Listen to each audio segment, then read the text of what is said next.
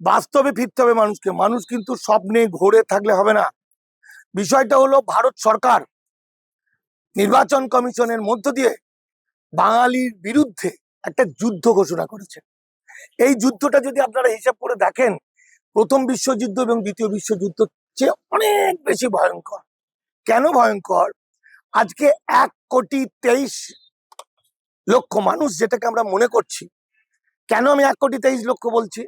যে 58 লক্ষ মানুষ যাদের আগে নাম বাতিল হয়েছে, যাদের মধ্যে 40 লক্ষ মানুষ হচ্ছে মৃত, এই 40 লক্ষের মধ্যে কম করে 14 লক্ষ জীবিত, তারা ঘুরে বেড়াচ্ছে।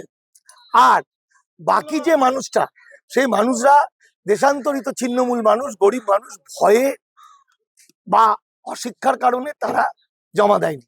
ফলে ওখান থেকে ওই 58 লাখের মধ্যে কিন্তু বেশিটাই বিপদগ্রস্ত। কেন হিসাবটা বলছি? হিসাবটা হচ্ছে প্রতি বছর নির্বাচন কমিশন নভেম্বর ডিসেম্বর এই দুটো মাস ধরে বাড়ি বাড়ি এসে বা তাদের নির্বাচন কমিশনের বিএলওরা ভাইরা কি করে, তাদের ওই ঝাড়াই বাছাই করে, মৃত্যুগুলো বাদ দেয়। তাহলে যদি এত মৃত বাদ দিল, তাহলে এই মৃত্যুগুলো এলো কোথা থেকে?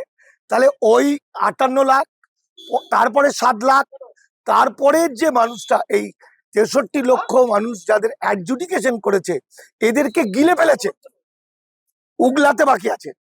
মানুষ যদি আন্দোলন না করে তাহলে পরে কিন্তু এদের গিলে ফেলবে।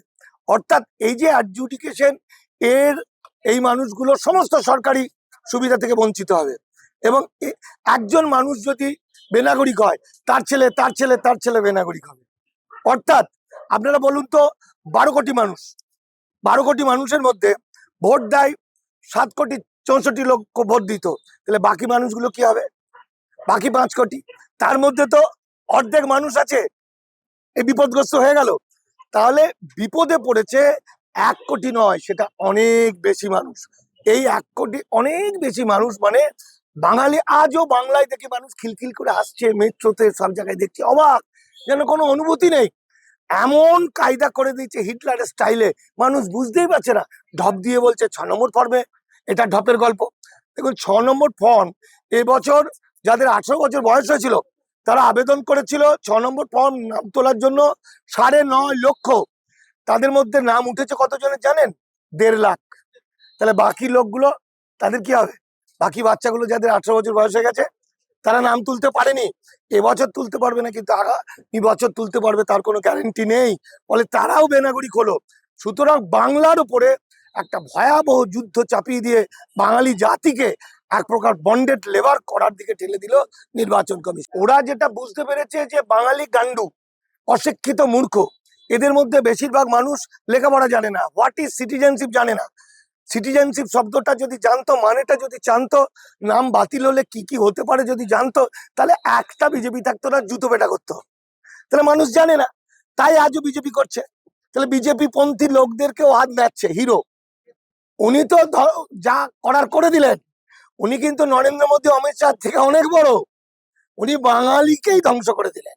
এবার আমরা ওদেরকে ধ্বংস করব, তার জন্য প্রেস কনফারেন্স করেছি।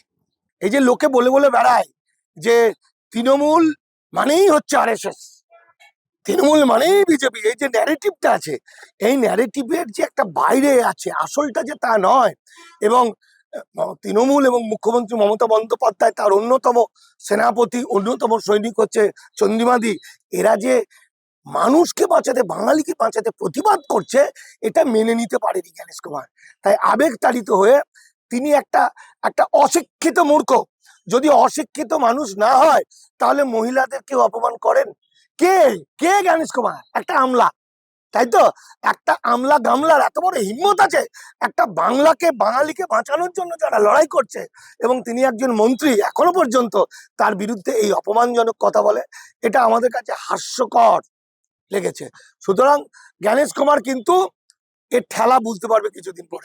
তো জ্ঞানেশ কুমার তো বিজেপিরই লোক। আইন 2023 সালে নির্বাচন কমিশনের প্রধান হওয়ার জন্য যে আইনের পরিবর্তন করেছে, আইনের পরিবর্তন করে নিয়ে বিজেপির একজন বড় নেতা, দালাল এবং এমপি সম্ভবত বা আমলা, যাই হোক, তাকে নিয়ে যেটা বিজেপির কাজ করছে। আমাদের দোষ, এটা বিজেপির ছেলেদের দোষ নয়। আমাদের বাঙালিরা কোটি কোটি বাঙালি যদি ওই জায়গাটা ঘিরে ফেলতো, জায়গাটা ভিড়ে ফিরে উচিত শিক্ষা দিয়ে দিত, তাহলেই তো গল্প হয়ে যেত, বাস্তব হয়ে যেত। মানুষ করেনি, মানুষ পরে বুঝতে পারবে, মোড়ে মানুষ বুঝতে পারবে, আগে বুঝতে পারছে না। ডিলিটেড ভোটারদের ম্যাক্সিমাম বাঁচবে, তার কারণ আমি নিজে দামাল বাংলার পক্ষ থেকে সুপ্রিম কোর্টে মামলা করছি। কারণ এই যে ডিলিট করে দিচ্ছে বা অ্যাডজুডিকেশন দিয়েছে, তাদের নাগরিক অধিকারগুলো বঞ্চিত হচ্ছে। তাহলে একটা মানুষকে তুমি নাগরিক অধিকার বঞ্চিত করছো, অথচ নাগরিকত্ব প্রমাণ দেওয়ার কোনো কাগজ চাইছো না। এই যে 13টা ডকুমেন্ট, একটা ডকুমেন্ট হচ্ছে বৈধ বিদেশিরা এসে যারা নাগরিকত্ব পেয়েছে, সিটিজেনশিপ। বাকি 12টা ডকুমেন্টটা নাগরিকত্বের নয়, কোনোটাই নাগরিকত্বের ডকুমেন্ট নয়।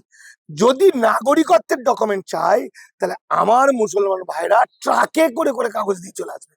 নাগরিকত্বের ডকুমেন্ট মানে 1948 সালের আগে থেকে বাস করছে তার প্রমাণ। নাগরিকত্বের ডকুমেন্ট মানে বাপ দাদু দাদাদের নাম 1952 সালের ভোটার তালিকায়। আমার আদিবাসী, মূল নিবাসী, SC ST OBCরা, তারা কাগজ যদি নাও থাকে, আমাদের দেশে সংবিধান অনুযায়ী এভিডেন্স অ্যাক্ট আছে, এভিডেন্স অ্যাক্ট অনুযায়ী প্রমাণ করে দিতে পারবে তারা ভারতের নাগরিক। কিন্তু এটা তো উদ্দেশ্য নয়। উদ্দেশ্য হলো বাংলার ভোটে বাংলাকে দখল করে বাংলার সমস্ত মসজিদ, মাজার, মক্তব, মাদ্রাসা, গোরস্থান দখল নেওয়া, বাঙালিকে বেনাগরিক বানানো, বাংলার ইসলাম ধর্মাবলম্বীদের ধর্মান্তরিত করে হিন্দু সংস্কৃতিতে ফিরিয়ে নিয়ে আসা। ফলত এটা কোনো কথাতে ওরা শুনবে না, কোনো আন্দোলন শুনবে না, বাটাম ছাড়া ওদের মানে কিছু হবে না। বাঙালিকে যেমন ওরা শেষ করতে চেয়েছে, বাঙালির উচিত উল্টো জিনিসটা করা, এছাড়া কোনো পথ নেই।